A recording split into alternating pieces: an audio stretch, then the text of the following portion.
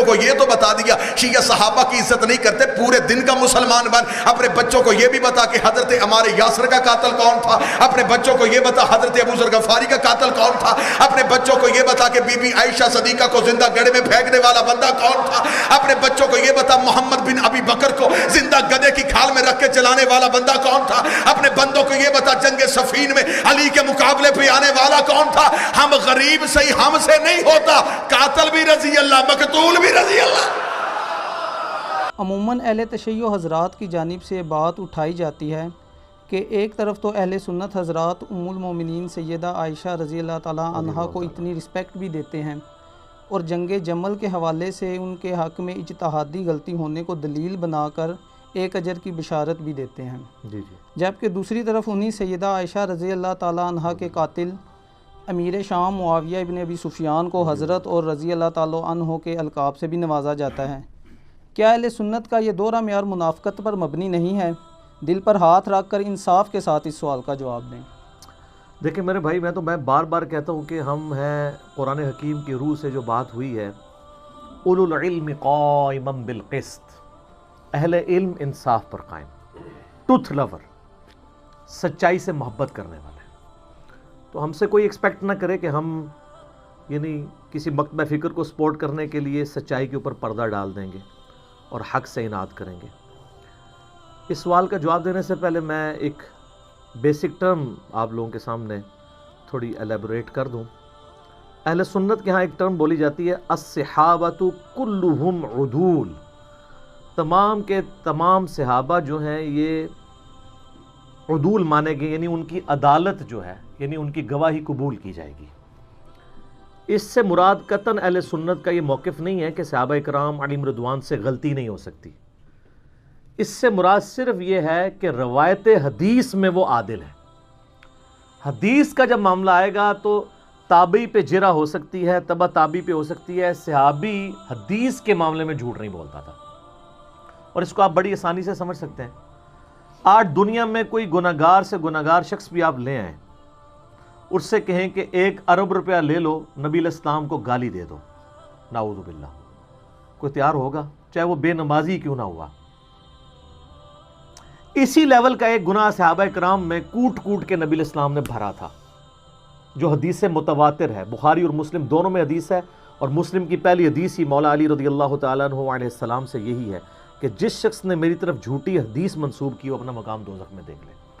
صحابہ کرام سے بڑی غلطیاں بھی ہوئیں، لیکن یہ غلطی ان سے نہیں ہوئی ہے کہ انہوں نے نبی علیہ السلام پہ کبھی جھوٹی حدیث باندھی ہو، کیونکہ ان کو پتا تھا کہ اگر ہم نے یہ کام کیا نا، باقی تو شاید ہمیں معافی مل جائے، ادھر ہمارا کوئی ظاہر ہے نبی علیہ السلام کے اوپر ہی تو تکیہ تھا۔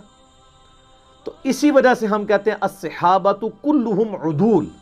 یہ جو شیعہ اہل سنت کا مذاق اڑاتے ہیں اور کہتے ہیں کہ یہ صحابہ کو معصوم مانتے ہیں، اور بعض کا سنیوں کی تقریریں بھی اس قسم کی ہوتی ہیں، تو وہ معصوم نہیں مانتے، ہم ان کہتے ہیں ان کی عدالت قائم ہے، ان روایت حدیث میں ان کو قبول کیا جائے گا۔ ایون وہ صحابہ جن سے بڑی اس طرح کی چیزیں رپورٹ ہوئی ہیں بخاری اور مسلم میں، چاہے حضرت معاویہ رضی اللہ تعالیٰ عنہ ہوں، حضرت مغیرہ ابن شعبہ رضی اللہ تعالیٰ عنہ ہوں، حضرت عمر ابن عاص رضی اللہ تعالیٰ عنہ ہوں، اور اسی طریقے سے بصر ابن ابی ارطا ہوں، باقی لوگ ہوں، حدیثیں ان سے قبول کی گئی ہیں۔ حتیٰ کہ میں آپ کو بڑی حیران کن بات بتاؤں، آپ سنن نبی داؤد کھولیں، انٹرنیشنل نمبر کے مطابق 4129 نمبر حدیث ہے، امام ابن سیرین تابعی المتوفہ 110 ہجری یہ حدیث روایت کرتے ہیں، اور حدیث روایت کر رہے ہیں حضرت معاویہ سے رضی اللہ تعالیٰ عنہ۔ حدیث وہ بیان کرتے ہوئے کہتے ہیں کہ نبی علیہ السلام نے یعنی درندوں کی کھالیں پہننے سے، ان پہ سواری کرنے سے منع کیا، یعنی یہ تکبر کی علامت ہے۔ حدیث بیان کر کے وہ ساتھ پھر کہتے ہیں وَقَانَ مُعَاوِيَةُ، یعنی معاویہ رضی اللہ تعالیٰ عنہ جو تھے، لا یتہم فی الحدیث عن رسول اللہ صلی اللہ علیہ وآلہ وسلم، ان سے حدیث روایت کرنے کے اعتبار سے ان پہ کوئی تہمت نہیں ہے، وہ متہم نہیں تھے، یعنی ایسا شخص جس پہ تہمت ہونا کہ جھوٹ بولتا ہے، یہ غلط بیانی کرتا ہے۔ تو حضرت معاویہ رضی اللہ تعالیٰ عنہ پہ اس حوالے سے پولیٹیکلی ان کے بارے میں کافی ساری چیزیں ملتی ہیں، اور بڑی یعنی وہ دل خراش چیزیں ہیں. وہ میرا کربلا والا آپ ریسرچ پیپر پڑھ لیں, میں اینڈ پہ انشاءاللہ تعارف بھی کروا دوں گا تو آپ کو پتہ چلیں گی. لیکن ابن سیرین کہہ رہے ہیں کہ وَكَانَ مُعَاوِيَةُ لَا يُتَّهَّمُ فِي الْحَدِيثِ, حدیث کے معاملے میں اس سے کوئی جھوٹ بولنا ثابت نہیں ہے. باقی زندگی میں ضرور اس سے کوئی ایسی غلطیاں ہوئی ہیں, غلط بیانیاں بھی ہوئی ہوں گی, حدیث اس نے کوئی بیان نہیں کی جھوٹی. تو اب یہ حضرت ابو بکر, عمر, عثمان و علی رضی اللہ عنہم اجمعین و علیہم السلام اجمعین سے جب تابعین حدیثیں بیان کرتے تھے تو اس طرح تو نہیں کہتے تھے کہ ان پہ کوئی تہمت نہیں ہے جھوٹ بولنے کی. حضرت معاویہ رضی اللہ تعالیٰ عنہ کے بارے میں ان کو کیوں بولنا پڑا, اس کے لیے آپ ہمارا کربلا والا ریسرچ پیپر نمبر 5B پڑھیں. اس کا تعارف ہم آپ کو اس سوال کے اینڈ پہ کروائیں گے تاکہ آپ کو حقائق کھل کے سامنے آئے. حدیث کے معاملے میں تو کوئی تہمت نہیں ہے, باقی زندگی میں پولیٹیکلی ان سے کئی ایک چیزیں ہوئیں, ان پہ ہم بس یہی کہہ سکتے ہیں انا للہ و انا الیہ راجعون. البتہ یہ جو حضرت معاویہ رضی اللہ تعالیٰ عنہ پہ تہمت لگائی گئی ہے کہ انہوں نے سیدہ عائشہ کو قتل کروایا تھا, یہ کوئی روایت اہل سنت کے ہاں نہیں ملتی. شیعہ کے ہاں بھی ایک من گھڑت روایت ملتی ہے کہ سیدہ عائشہ کے سفر کے دوران جو راستہ تھا وہاں حضرت معاویہ نے کوئی بڑا سا گڑھا کھدوایا اور اس کے اوپر گھاس پھوس ڈال دی, پتہ ہی نہ چلے. تو حضرت عائشہ سلام اللہ علیہا جب وہاں سے گزریں تو وہ اپنے اونٹ سمیت اس میں اوندھی جا کے گریں اور وہیں پہ وہ شہید ہو گئی. لیکن یہ بالکل جھوٹی روایت ہے اور اس کی کوئی سند موجود نہیں ہے. ایون اس دور میں آپ کو پتہ ہے حضرت معاویہ رضی اللہ تعالیٰ عنہ سے سخت علمی اختلاف رکھنے والی بڑی پرسنالٹیز میں سے مولانا اسحاق صاحب رحمۃ اللہ علیہ بھی تھے, فیصل آباد والے. میں نے ان کے ساتھ 1-to-1 کوسچن آنسر سیشن کیا تھا 23 مارچ 2012 کو, 40 کوسچنز ود مولانا اسحاق. اس میں نے یہ سوال سیم ان سے بھی کیا تھا. ان سے بڑا کوئی حضرت معاویہ رضی اللہ تعالیٰ عنہ کا کرٹک نہیں تھا, لیکن انہوں نے اس سوال کے جواب میں کہا بیٹا یہ بالکل جھوٹ ہے. کوئی حضرت عائشہ کے لیے گڑھا نہیں معاویہ نے کھودا, کوئی انہوں نے جھوٹی حدیث نبی علیہ السلام پہ بیان نہیں کی ہے. یہ دو چیزیں جو ہے نا بالکل. پھر انہوں نے اس میں شیعہ کے حوالے سے بھی کہا کہ یہ جو کہتے ہیں نا کہ حدیثیں گڑھوائی تھیں, وہ لائیں کون سی حدیث گھڑی تھی, تو کوئی ایسی حدیث نہیں. یہ ضرور ہے کہ بنو امیہ کے لوگوں نے بعد میں حضرت معاویہ کو اوپر کرنے کے لیے جھوٹی روایتیں گھڑی, لیکن حضرت معاویہ نے خود ایسا کوئی کام نہیں کیا, کیونکہ حدیث کے معاملے میں وہ ڈرتے تھے. کیونکہ اگر نبی علیہ السلام سے پھڈا لے لیا پھر تو امید کی وہ کرن ہی باقی نہیں رہے گی, کوئی آپ کی شفاعت بھی نہیں کرے گا. تو وہ ابن سیرین کا قول سنن ابی داؤد 4129 وَكَانَ مُعَاوِيَةُ لَا يُتَّهَّمُ فِي الْحَدِيثِ عن رسول اللہ صلی اللہ علیہ وآلہ وسلم. یہ یاد رکھیں تو آپ کو معاملات کلیئر ہو جائیں گے. لیکن جو جنگ جمل کے حوالے سے آپ نے بات کی, میں اس کو آج سکپ کروں گا کیونکہ اس کے اوپر میری آلریڈی ویڈیوز ریکارڈڈ ہیں. حدیث حوب, کتوں والی حدیث جو ہے, اب وہ آپ یوٹیوب پہ میرا کلپ لاکھوں لوگوں نے دیکھا ہے. اور رہا اجتہادی خطا والا معاملہ بھی, اس میں نے اس میں بتایا کہ سیدہ عائشہ بعد میں روتی تھی. صحیح بخاری میں موجود ہے کہ انہوں نے کہا کہ مجھے میری سوکنوں کے ساتھ دفن کرنا, میں نہیں چاہتی کہ ابو بکر, عمر اور رسول اللہ کی وجہ سے لوگ میری تعریف کریں. بخاری میں بس اتنی حدیث ملتی ہے. لیکن المصنف ابن ابی شیبہ میں ملتا ہے کہ انہوں نے یہی حدیث بیان کرتے ہوئے, یعنی یہ بات کرتے ہوئے کہا کہ مجھ سے رسول اللہ کی وفات کے بعد جو کام سرزد ہوا ہے وہ ایسا ہے کہ میں نہیں چاہتی کہ مجھے نبی علیہ السلام کے ساتھ حجرے میں دفن کیا جائے. اندازہ کریں. اس پہ شیخ البانی رحمہ اللہ اس حدیث کو سلسلہ احادیث صحیحہ میں لے کے آئے ہیں اور باقاعدہ اس میں انہوں نے لکھا ہے, بڑی ڈیٹیل گفتگو لکھی ہے. انہوں نے کہا شیعہ تو 12 اماموں کو معصوم مانتے ہیں, سنیوں کی حرکتوں سے لگتا ہے یہ سارے صحابہ کو معصوم مانتے ہیں. یہ ماننا پڑے گا کہ حضرت طلحہ, زبیر, حضرت عائشہ سے غلطی ہوئی اور حضرت عائشہ بعد میں شرمسار تھیں اور انہوں نے بخاری کی اس حدیث کو کوٹ کیا, مصنف ابن ابی شیبہ کی اس حدیث کو کوٹ کیا سلسلہ حدیث صحیحہ میں انٹرنیشنل نمبر کے مطابق 474 نمبر, اور اس میں وہ کہتے ہیں کہ جی یہ اس بات کا ثبوت ہے کہ سیدہ عائشہ شرمسار تھی اپنے اس سفر کے اوپر جو انہوں نے کیا. ظاہر قرآن میں تو واضح سورۃ الاحزاب میں حکم ہے نبی کی بیویوں گھروں میں ٹھہری رہو. خیر یہ ٹاپک الگ ہے, لیکن میں اس کو اس طریقے سے ایڈریس نہیں کرنا چاہتا ورنہ وہ پھر ایک آج کے ٹاپک سے وہ چیز ہٹ جائے گی. سیدہ عائشہ کو تو قتل نہیں کروایا, وہ اپنی موت خود مری ہیں, اور یہ حدیثیں بخاری کی اس بات کا ثبوت ہیں کہ وہ باقاعدہ بلا کے اپنے نزع کے عالم میں وسیعت عبداللہ ابن زبیر کو کر رہی ہیں. حضرت ابو ہریرہ نے جنازہ پڑھایا ہے, اوپنلی مدینہ شریف میں جنازہ ہوا ہے, ہزاروں لوگ شریک ہوئے ہیں, کوئی ایسی چیز رپورٹ نہیں ہوئی ہے کہ ان کو نعوذ باللہ اس طریقے سے قتل کیا ہو. لیکن لیکن یہ بات بالکل ٹھیک ہے کہ اما عائشہ سلام اللہ علیہا حضرت معاویہ رضی اللہ تعالیٰ عنہ کی جو ظلم و ستم والی پالیسیز تھیں اپنے مخالفین کے خلاف، اس سے سخت نالاں تھیں اور ڈائریکٹ افیکٹو بھی تھیں، اور اس حوالے سے گھنٹوں گفتگو ہو سکتی ہے۔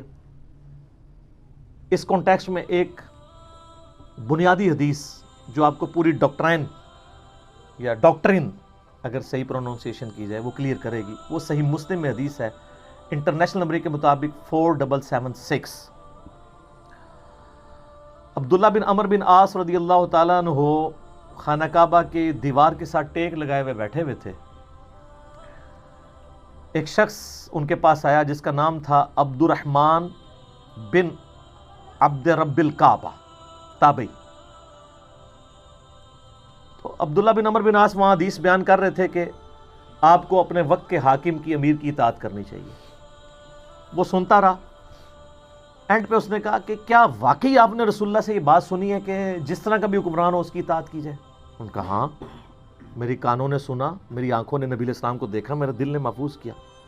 تو انہوں نے کہا اگر یہی بات ہے تو اس وقت جو ہمارا حکمران ہے آپ کے چچا کا لڑکا معاویہ ابن ابی سفیان رضی اللہ تعالیٰ عنہما، ہم تو ظاہر رسپیکٹ ہی کریں گے اس کی وجہ سے کہ علی کی شیعہ وہ ہوتے ہیں جو مخالفین کے لیے بھی دعا کرتے ہیں، اور بنو امیہ کے شیعہ وہ ہوتے ہیں جو ہے وہ مولا علی پہ ممبروں پہ سب و شتم کرواتے ہیں۔ یہ بھی ٹاپک الگ سے ہے، میرے اس پہ بھی کلپ ریکارڈڈ ہے۔ تو یہ آپ کے چچا کا جو لڑکا ہے یہ تو ہمیں کہتا ہے کہ ہم لوگوں کا مال ناحق طریقے سے ہڑپ کریں اور لوگوں کو ناحق قتل کریں، جبکہ قرآن کہتا ہے سورہ نساء کی آیت نمبر 29 اس تابعی نے صحابی کو سنائی کہ قرآن تو کہہ رہا ہے کہ ایک دوسرے کا مال حرام طریقے سے ہڑپ مت کرو اور ایک دوسرے کو قتل نہ کرو، اور آپ کے چچا کا لڑکا معاویہ ہمیں اس بات پہ ابھارتا ہے کہ ہم لوگوں کو ناحق قتل بھی کریں، ان کا مال بھی لوٹیں۔ اب اتنی سخت بات سن کے حضرت معاویہ رضی اللہ تعالیٰ عنہ کے بارے میں ان کے چچا زاد عبداللہ بن عمر بن عاص جو خانہ کعبے کے ساتھ ٹیک لگائے ہوئے بیٹھے تھے، وہ خاموش ہو گئے تھوڑی دیر کے لیے، سر جھکا لیا، پھر انہوں نے سر اٹھا کے کہا کہ جن معاملات میں معاویہ تمہیں اللہ اور اس کے رسول کے مطابق چلنے کا حکم دیتا ہے اس میں اس کی اطاعت کرو، اور جس میں وہ اللہ کی نافرمانی کا تمہیں حکم دے اس میں تم اس کی نافرمانی کرو۔ دیکھیں یہ صحابی کی اپروچ یہی ہوتی ہے۔ یہ ہے وہ بنیادی حدیث جس سے آپ کو پتہ چلے گا کہ اس وقت سینیریو کیا بنا ہوا تھا۔ اب اس کے بعد آپ ذرا اس طرف آ جائیں کہ سیدہ عائشہ ڈائریکٹ افیکٹی کیوں تھی۔ سیدہ عائشہ کے بھائی تھے ایک محمد ابن ابی بکر، ان کو حضرت معاویہ رضی اللہ تعالیٰ عنہ نے قتل کروایا تھا۔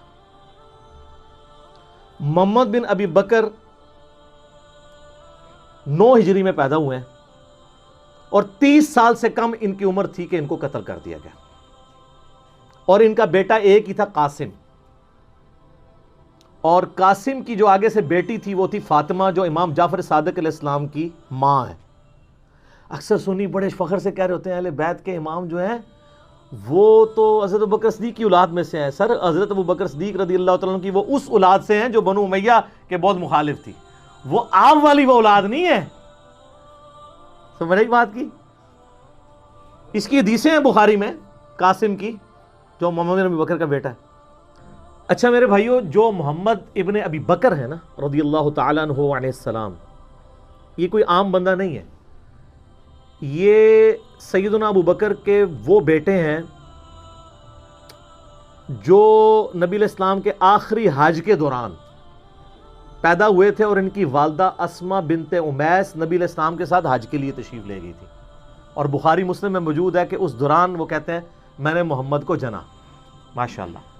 تو نبی علیہ السلام نے ان کو دیکھا ہوا ہے، ان کی زیارت نبی علیہ السلام نے کی ہے، اور انہوں نے نبی علیہ السلام کی زیارت کی ہوئی ہے، لیکن اپنی شیر خارگی کی عمر میں۔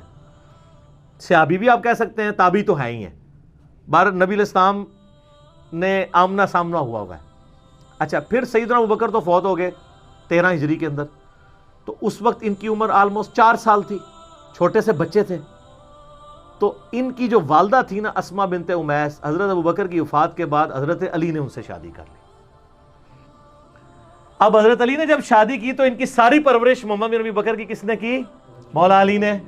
اسی لیے جنگ جمل میں اور جنگ صفین میں یہ حضرت علی کے کمانڈر تھے، اور یہی تھے جو سیدہ عائشہ کو جا کے سمجھاتے تھے حجرے میں کہ بہن تو کس طرف چل پڑی ہے، اور یہی وہ تھے کہ جب مولا علی نے سیدہ عائشہ کو احترام کے ساتھ جمل میں شکست کے بعد جب واپس مدینہ شریف روانہ کیا تو محمد بن ابی بکر کو ساتھ بھیجا تھا کہ تم اپنی بہن کے ساتھ جاؤ. تو سیدہ عائشہ کی ان سے ایک بڑا اس اعتبار سے شغف بھی تھا، یہ بڑے ہمدرد بھی تھے. تو یہ محمد بن ابی بکر رحمہ اللہ تعالی ورضی اللہ تعالیٰ عنہ وعلیہ السلام کی کلیریفیکیشن اس حوالے سے ضروری تھی. اور دیکھ لیں صرف 30 سال کی عمر میں وہ شہید ہوئے ہیں، لیکن آتی دنیا کے لیے اپنا اثر چھوڑ گئے. اللہ تعالیٰ ان سے راضی ہو. قیامت والے دن اللہ تعالیٰ ہمیں ایسے اپنے نیک بندوں کا ساتھ نصیب فرمائے. آمین ثم آمین.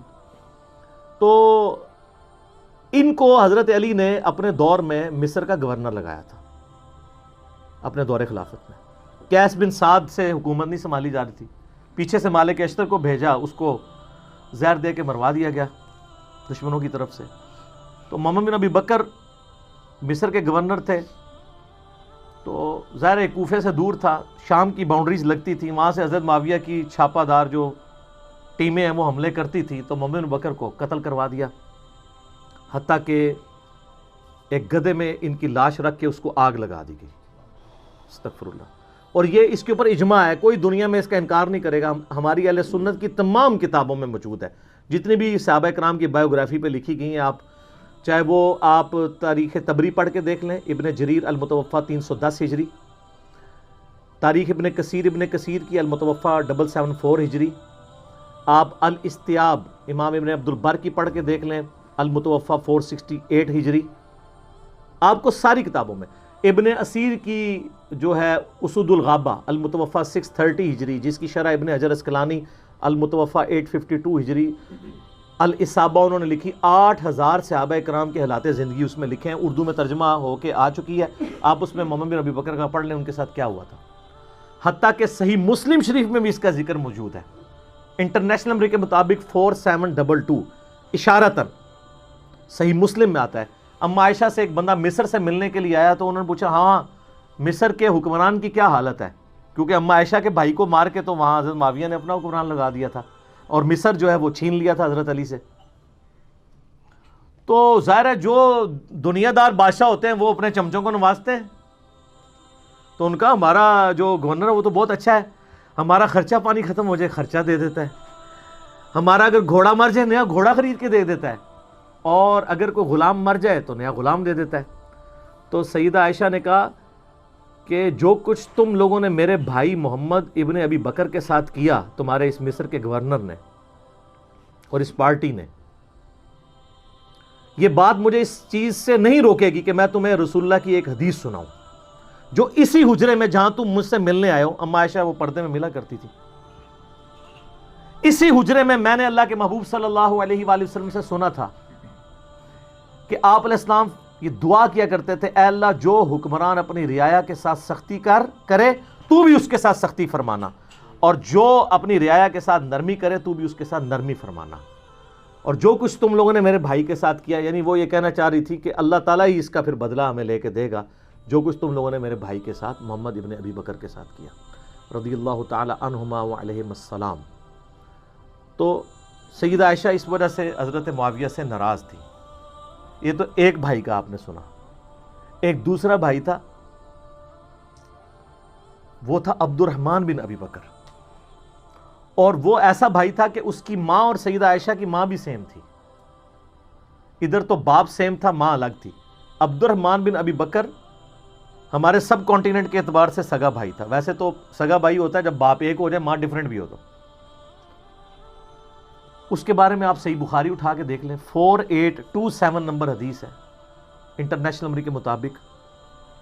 مروان جب حجاز کا گورنر ہوتا ہے، مسجد نبوی میں خطبہ دیتے ہوئے وہ بار بار یزید ابن معاویہ کا ذکر کرتا ہے تاکہ وہ بیعت لے حضرت معاویہ کے بعد ان کے بیٹے کے لیے. یہ بخاری کے الفاظ ہیں. اور اس کے لیے ظاہر جب وہ فضائل و برکت، جیسے یہاں بھی ہوتا ہے کہ امت کے وسیع تر مفاد میں یا میرے عزیز ہم وطنوں، یہ وہی چیز. تو اللہ تعالیٰ نے امیر المومنین کو یہ بات سجھائی ہے. اچھا، یہ بخاری میں بھی حدیث ہے اور یہ آپ کو ڈھونڈنا کو مشکل نہیں ہے، آپ تفسیر ابن کثیر کھول کے سورۃ الاحقاف پارہ نمبر 26 میں آیت نمبر 17 کے کانٹیکسٹ میں بخاری کی حدیث اور جتنی اور حدیثیں ہیں، یہ حدیث المستدرک للحاکم کے اندر بھی موجود ہے بڑی ڈیٹیل کے ساتھ، اور یہ حدیث سنن نسائی الکبریٰ کے اندر بھی موجود ہے بڑی ڈیٹیل کے ساتھ، اور یہ سارے کے سارے طرق حافظ ابن کثیر المتوفیٰ 774 ہجری نے سورۃ الاحقاف آیت نمبر 17 کے کانٹیکسٹ میں ساری حدیثیں ایک جگہ جمع کر دی ہیں، بخاری کی، حاکم کی، نسائی کی، باقی کتابوں کی۔ پہلے میں بخاری والا حصہ بتاتا ہوں آپ کو۔ تو بخاری کے الفاظ ہیں، عبد الرحمن بن ابی بکر کھڑے ہوئے اور انہوں نے اس حاکم وقت کو کچھ کہا۔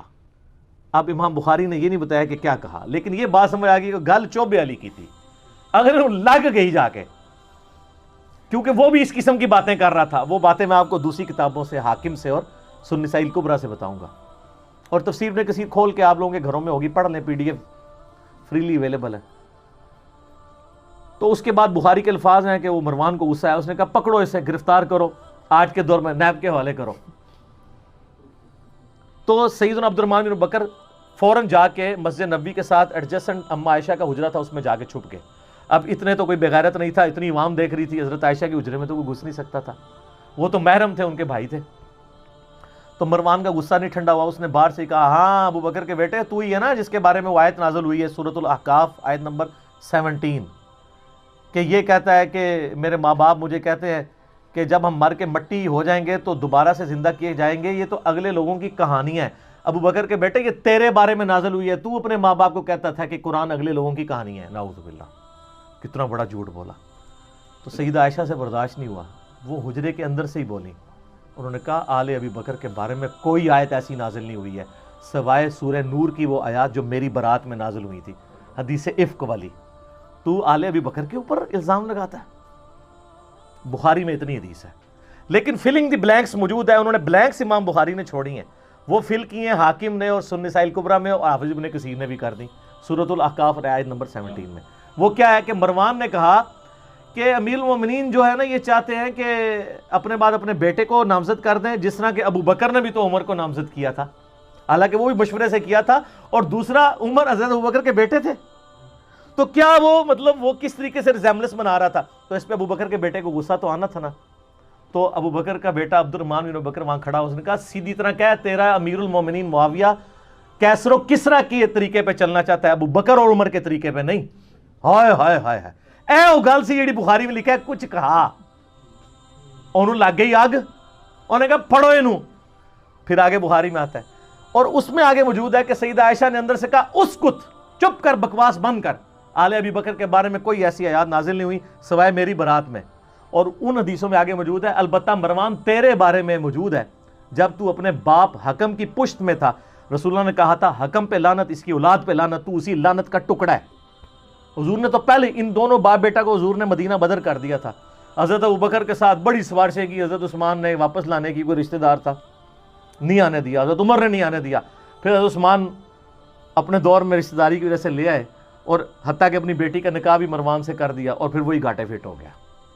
اسی کی وجہ سے مسلمان رعایا پھر حضرت عثمان کے خلاف ہوگی، ایک تلخ حقیقت ہے۔ یوٹیوب پہ میرا کلپ دیکھ لیں، حضرت عثمان کی شہادت کے اصلی اسباب، جعلی اسباب نہیں، جی عبداللہ بن سبا تھا، 40,000 صحابہ اس کے پیچھے لگ گئے، یعنی حضور کے تربیت یافتہ صحابہ 40,000، ایک ابن سبا نے ان کی مت مار دی، بالکل جھوٹ ہے۔ میں نے بخاری مسلم سے اپنے پمفلٹ میں، جس کا تعارف میں اینڈ پہ کرواؤں گا، یہ سارا کچھ کھول دیا ٹروتھ۔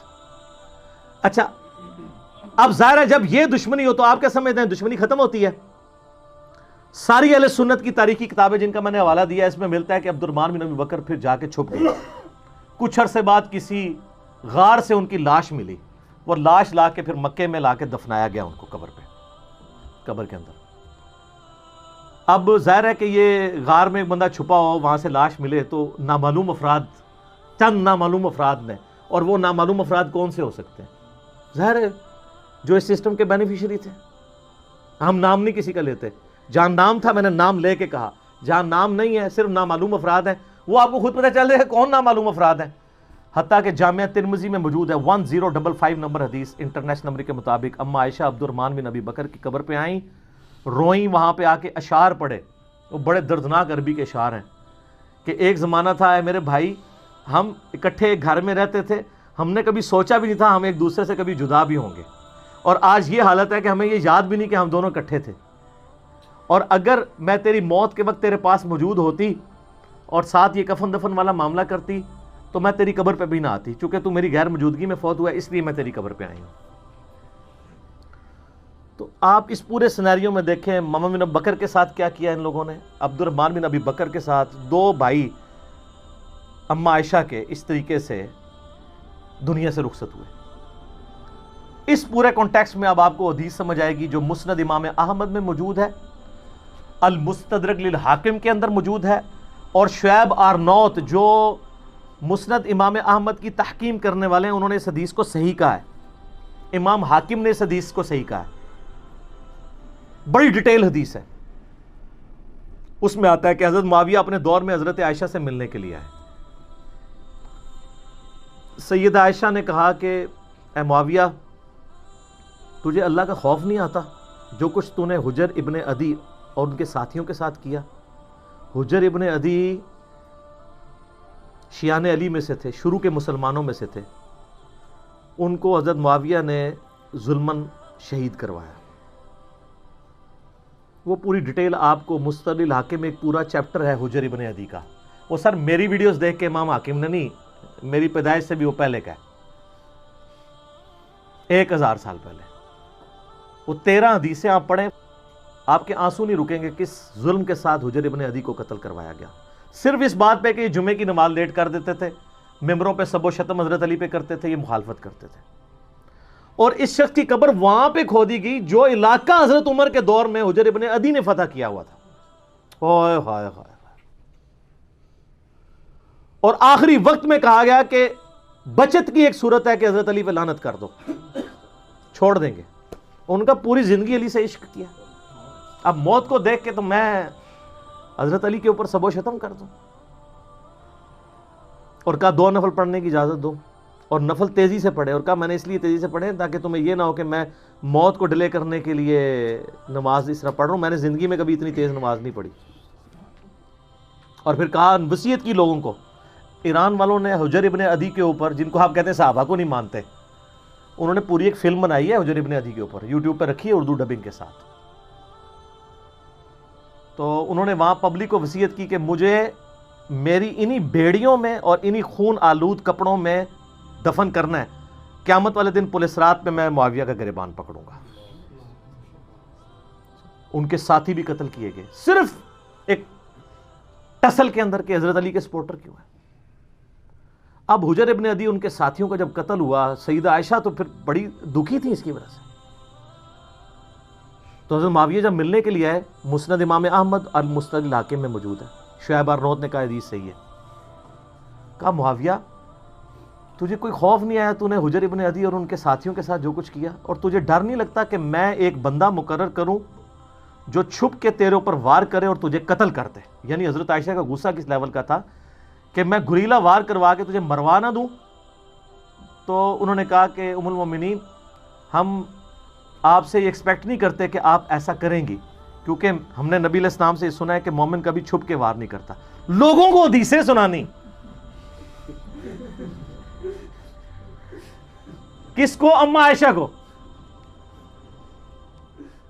اور پھر کہا کہ اماں یہ بتائیں آپ کا جو میں نے خرچہ پانی لگایا ہوا ہے اس معاملے میں تو کوئی, اور وہ انہوں نے نہیں لگایا ہوا تھا, وہ تو آپ کو مال غنیمت میں سے مسلمانوں کو وظیفہ ملتا تھا, حضرت عمر کے دور کا شروع ہوا تھا, اس میں تو کوئی آپ کو شکایت نہیں ہے. تو انہوں نے کہا مجھے اس معاملے میں کوئی شکایت نہیں, یہ شکایت تھی جو میں نے تمہیں کی ہے. تو انہوں نے کہا اماں یہ کام چھوڑیں, ہمیں اپنے کام دنیاوی چلانے دیں, ہمارا معاملہ اور اللہ کا معاملہ, ہمیں ہماری سیاست والے معاملات میں آپ دخل نہ دیں. آپ اندازہ کریں. اور یہ ہمیں تاریخ سے روایتیں لا کے دیتے ہیں کہ جی وہ جناب جی حضرت عائشہ کہتی تھی میری زندگی بھی معاویہ میں لگ جائے. اس نے تو ہڈی ہسی بھی دستی ہے کہ روایتاں کس نے کڑیاں ہونیاں نے, کیونکہ حدیثیں کچھ اور بتا رہی ہیں. ٹھیک ہے, تو یہ کوئی شخص کہے گا جس کے بھائی قتل ہوئے ہوئے ہوں, جس نے اتنے قتل عام دیکھا ہو. اسی لیے آپ دیکھ لیں کہ سیدہ عائشہ کو ساری گیم سمجھ آ گئی تھی. جنگ جمل میں بھی ان کو مس یوز کیا گیا, بعد میں ان کو ساری بات سمجھ آ گئی تھی. تو یہ وہ کہانیاں بنا بنا کے بتاتے ہیں. تو اب اس پورے سینیریو میں دیکھیں, اماں عائشہ سلام اللہ علیہا کو بڑا کلک تھا حضرت معاویہ رضی اللہ تعالیٰ عنہ کے اس طرح کے ایٹیچیوڈ کے اوپر، اس لیے انہوں نے یہ بات کی. اور میں آپ کو بتاؤں، میں گھنٹوں فی الودی بول سکتا ہوں ہمارے جو ائمہ اہل سنت تھے ان کی کتنی سخت رائے اس کی وجہ سے بنی. مثلا امام ہے علی ابن الجعد، بعض سے ابن الجود پڑھتے ہیں لیکن یہ زبر کے ساتھ ہے. المتوفہ 230 ہجری، امام بخاری امام مسلم کے استاد ہیں. صحیح بخاری میں 14 حدیثیں، 14 حدیثیں ان سے ہیں. امام احمد بن حنبل کے بھی استاد، امام بخاری کے استاد. ان کی حدیث کی کتاب بھی ہے مسند علی ابن الجعد، جس طرح کہ مسند امام احمد ہے. سکہ سرٹیفائیڈ سنی امام. ان کے بارے میں ابن حجر اسقلانی تہذیب التقریب میں صحیح سند کے ساتھ لے کے آئے ہیں. اور شیخ زبیل زئی صاحب رحمہ اللہ تعالیٰ نے اپنی جو وہ قیام رمضان کی تعداد رکھتوں کی وہ جو کتاب ہے اس میں بھی نقل کیا ہے. یہ کہا کرتے تھے اگر مجھے قیامت والے دن یہ بات پتہ چلے کہ اللہ تعالیٰ معاویہ کو عذاب دے رہا ہے تو مجھے یہ برا نہیں لگے گا، کیونکہ مجھے پتہ ہے اس نے امت کے ساتھ کیا کیا ہوا ہے. وَلِعَوْذُ بِاللَّهِ تعالیٰ. لیکن ہم نے کبھی ایسی بات نہیں کی ہے. ہم بخاری مسلم کی حدیثیں بیان کر کے بھی نیم رافضی ڈکلیئر ہو جاتے ہیں چند ناسبیوں کی طرف سے جو آلموسٹ اب ختم ہو چکے ہیں، اپنے فرقے کی وہ میت پہ ہی نوحہ کر رہے ہیں. لیکن اس کو وہ اہل سنت کا امام مانتے ہیں جو کہہ رہے ہیں مجھے تو عذاب کا بھی سنا تو مجھے برا نہیں لگے گا. اور یہ ایک امام نہیں سر، کئی امام. ادھر تو سب کانٹیننٹ میں حنفی زیادہ ہے نا. آپ نے امام بدر الدین عینی کا نام سنا ہوا ہے، المتوفہ 855 ہجری. امام عینی جو ہے امام حنیفہ کے بعد چند جو بڑے امام ہیں نا حنفیوں کے ان میں سے ایک ہے، کیونکہ انہوں نے صحیح بخاری کی شرح لکھی ہے عمدۃ القاری. وہ جو عمدۃ القاری ہے نا شرح، اس میں صحیح بخاری کی ایک حدیث ہے انٹرنیشنل نمبر کے مطابق 7083، جہاں وہ جنگ صفین میں عمار ابن یاسر کے قتل کے بارے میں ڈسکشن کرتے ہوئے، بخاری مسلم دونوں میں حدیث ہے نا کہ عمار کو ایک باغی جماعت قتل کرے گی، عمار ان کو جنت اور اللہ کی طرف بلائے گا، وہ جماعت دوزخ کی طرف بلائے گی. صحیح بخاری 2812. بڑے سخت الفاظ ہیں. اس حدیث کو ڈسکس کرتے ہوئے ایک اور موقع پہ صحیح بخاری کے اندر 7083 نمبر حدیث کہ اگر ایک مسلمان دوسرے کے خلاف تلوار اٹھا لے، اس حدیث کے کانٹیکسٹ میں ڈسکس کرتے ہوئے عمدۃ القاری کے اندر جو ہے نا امام بدر الدین عینی نے جو کچھ لکھ دیا ہے نا سرکار، وہ اتنا سخت ہے. یہ میرے پمفلٹ میں ڈلا ہے کہ اس کا تعارف اینڈ پہ آپ کو کروں گا. میں آپ کو صرف ورڈ بائی ورڈ وہ پڑھ کے سناتا ہوں. وہ کہتے ہیں کہ امام کرمانی نے کہا کہ سیدنا علی اور حضرت معاویہ دونوں ہی مجتہد تھے. زیادہ سے زیادہ یہ ہو سکتا ہے کہ حضرت معاویہ کو اجتہاد میں خطا لاحق ہو گئی ہو، ان کو 1 اجر ملے گا جبکہ سیدنا علی کو 2 اجر ملیں گے. اعلیٰ یہ بھی کہانی ہے. وہ بخاری مسلم میں حدیث ہے کہ حکمران وقت اگر غلط اجتہاد کرے تو اسے 1 اجر ہے اور اگر صحیح کرے تو 2 ہے. مخالفین کو تو باغی کہا گیا ہے، ان کے لیے تو حدیث ہی نہیں ہے، ادھر سے پکڑ کے فٹ کرنے کی کوشش کرتے ہیں. یہ حدیث ہی کچھ اور تھی.